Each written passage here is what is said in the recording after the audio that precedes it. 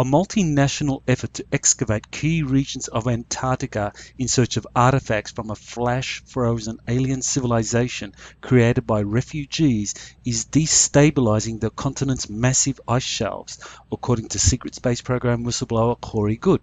He furthermore reveals that secret military bases in Antarctica are using some of the artifacts for weapons development in violation of the 1959 Antarctic Treaty, which stipulates that the continent's resources will be only used for scientific purposes. This article is the third in a series. Corey's written contribution to this final installment has led it to being our first collaborative writing venture. To identify who is writing for the reader, I, Michael Salla, will take the role of the narrator and distinguish when Corey is directly contributing in his own words as opposed to me paraphrasing his briefing material. Disclosure of the Antarctica ruins is still imminent, Corey reports, as a number of key variables impact on when and how much is to be revealed to the world about the discoveries while maintaining secrecy about the ongoing military programs to weaponize alien artifacts.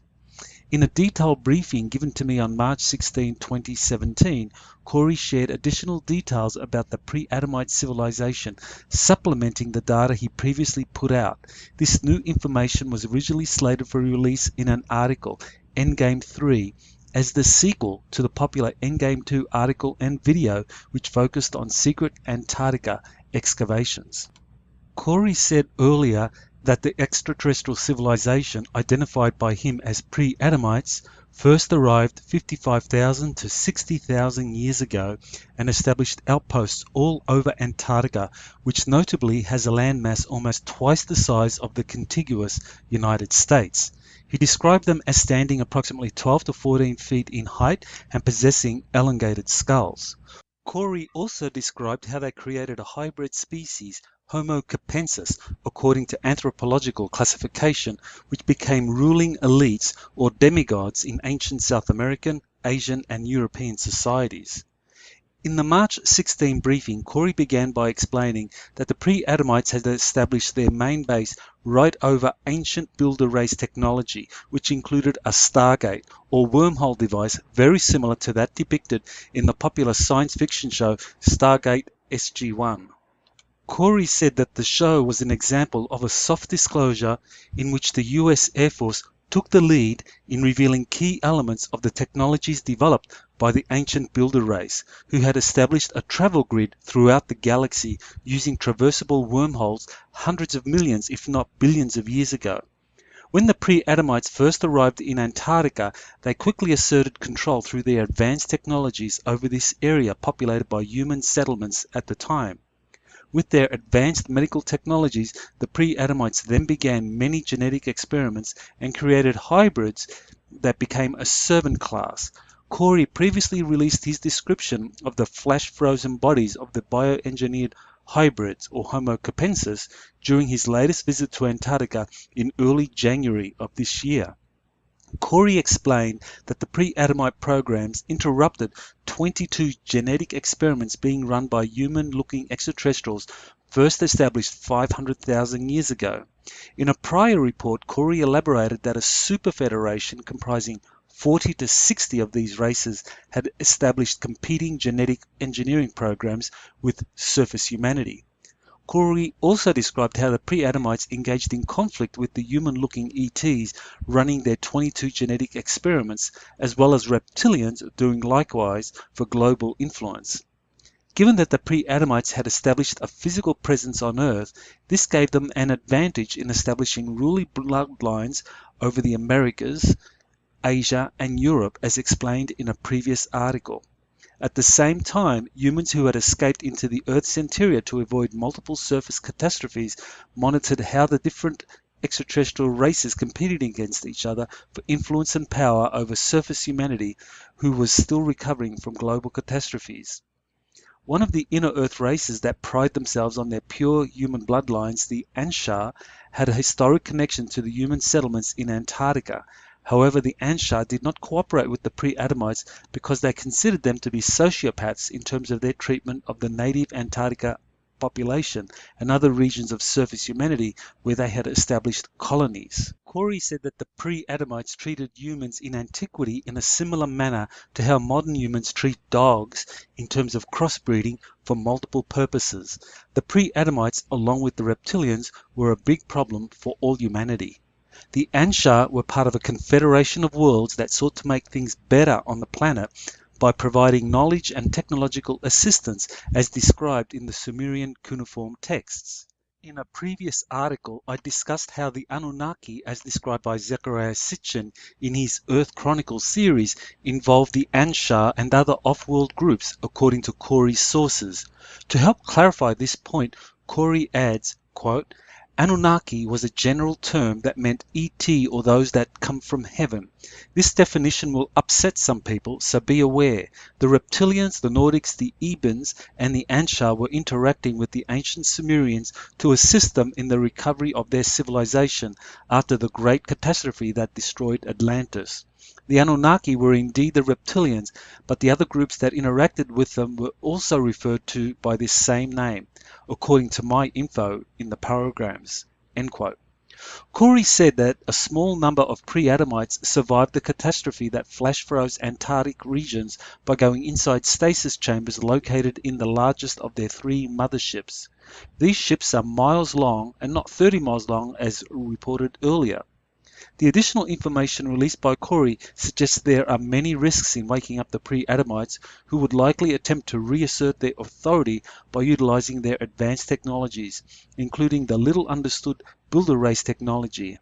Here Corey adds, quote, the groups in charge of these excavated locations are taking precautions, that is mini nukes with dead man's triggers in case of these becoming hostile. For reference, see the movie Prometheus.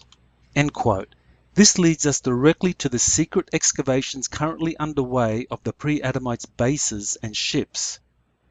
Corey disclosed that excavations are occurring in multiple places in Antarctica by different nations, which in some cases are in direct competition to get the most advanced technologies.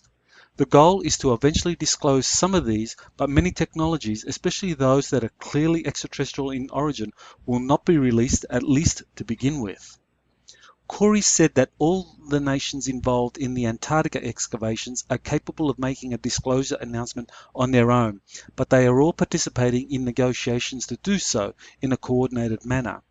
Corey thinks the Antarctica disclosures will begin in tandem with prosecutions of the elites involved in pedophilia, human trafficking, and other crimes, which includes the blackmailing of leading politicians, academics, industrialists, and military officials. He says that the recent Trump administration action to sack 46 district attorneys was due to their inaction in moving forward with such prosecutions.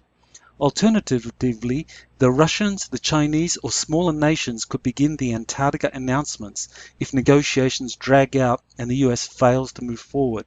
The former nations are part of what Corey describes as the Earth Alliance.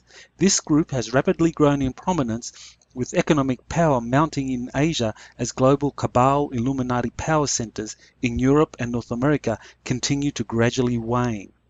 This is best illustrated by a battle that took place over Antarctica skies in early 2016.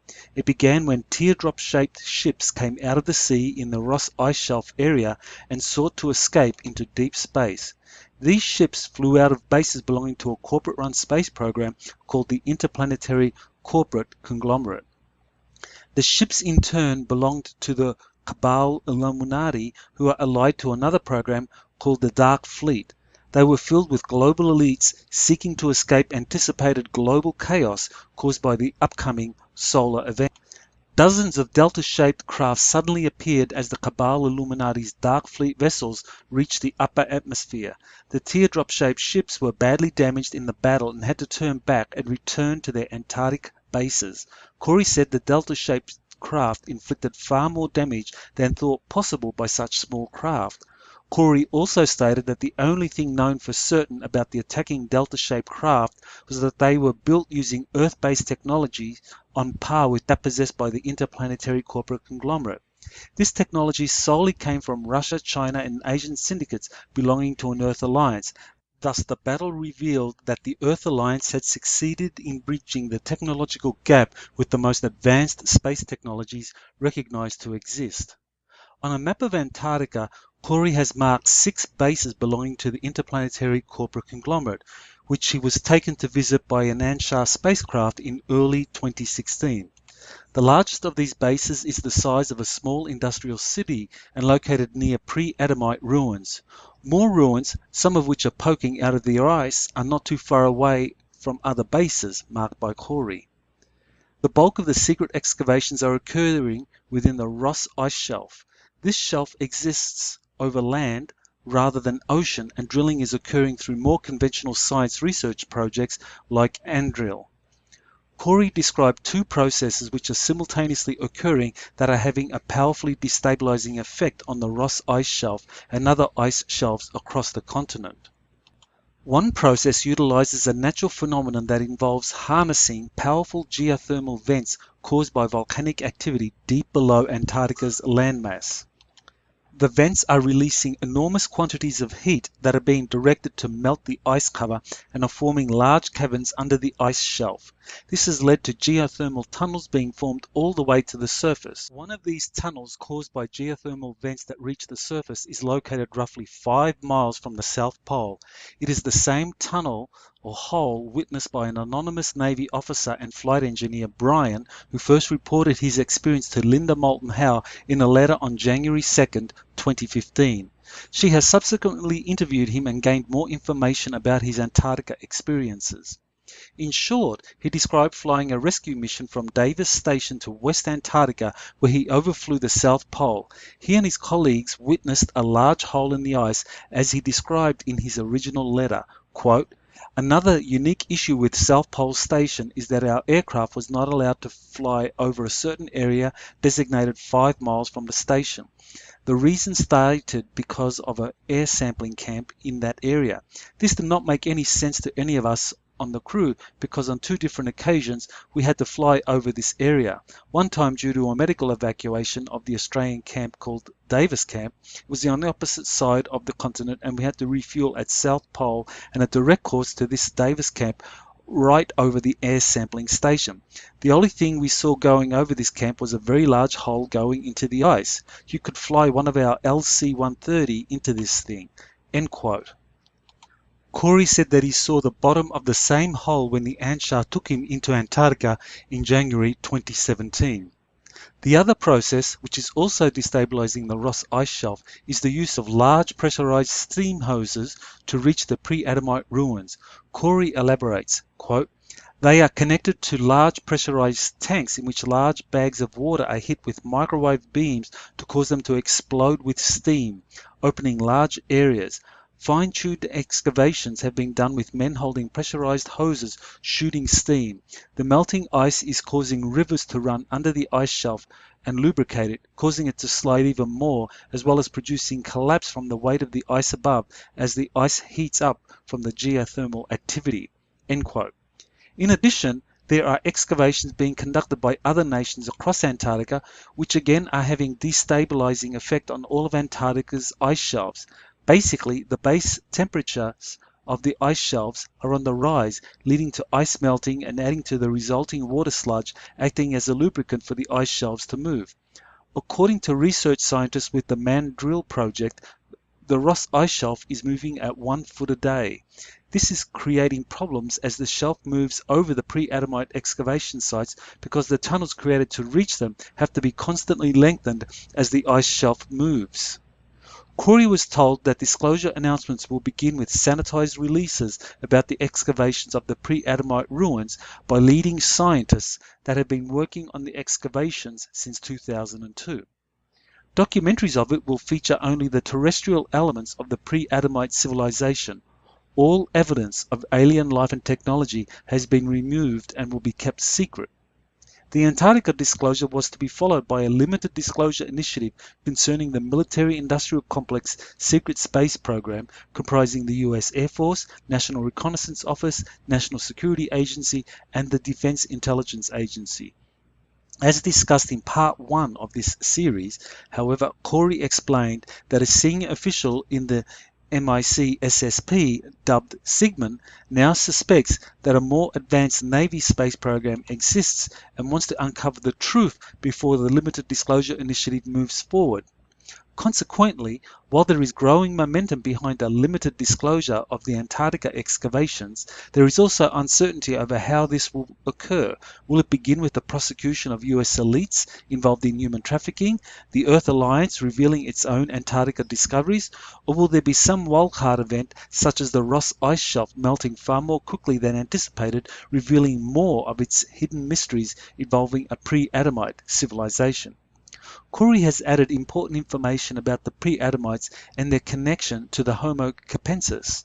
World Bank whistleblower Karen Hughes first identified this group as a non-human species secretly exerting global influence. Corey explains, quote, I recently received confirmation that the scrolls that were removed by the Inner Earth Group were very important genetic bloodline databases that are super important to the human pre-Adamite hybrids that control much of the world through religion, the Vatican, and the financial system, London. Didn't Karen Hudes say she knew of a person with an elongated skull in London? End quote. The elite had planned on making an announcement in the future that these ETs were gods and they were demigods and we should worship and serve them. They were going to use the bloodline scrolls to prove their lineage and set up this system. Corey points out the major violations occurring in terms of breaking the Antarctic Treaty, which prescribes the weaponization of Antarctica. Article 1 in the treaty says, quote, Antarctica shall be used for peaceful purposes only. There shall be prohibited inter alia any measures of a military nature, such as the establishment of military bases and fortifications, the carrying out of military maneuvers, as well as the testing of any type of weapons, end quote. Furthermore, Corey points out that, quote, the R&D installations, much like Project Iceworm, are highly against the Antarctic Treaty that states no weapons will be tested or developed in Antarctica. Also, for over 50 years, American shadow government groups have controlled a former Nazi base for their secret space program and turned it into a major spaceport that not only houses advanced interplanetary corporate conglomerate spacecraft, but also manufactures and repairs certain types of these vessels. End quote. These Antarctica bases form an Antarctica version of Area 51. Significantly, Lockheed Martin, the same corporation that helped establish Area 51 as a secret aerospace development facility in the 1950s, was in 2011 given a $2 billion contract to manage Antarctica operations for the National Science Foundation.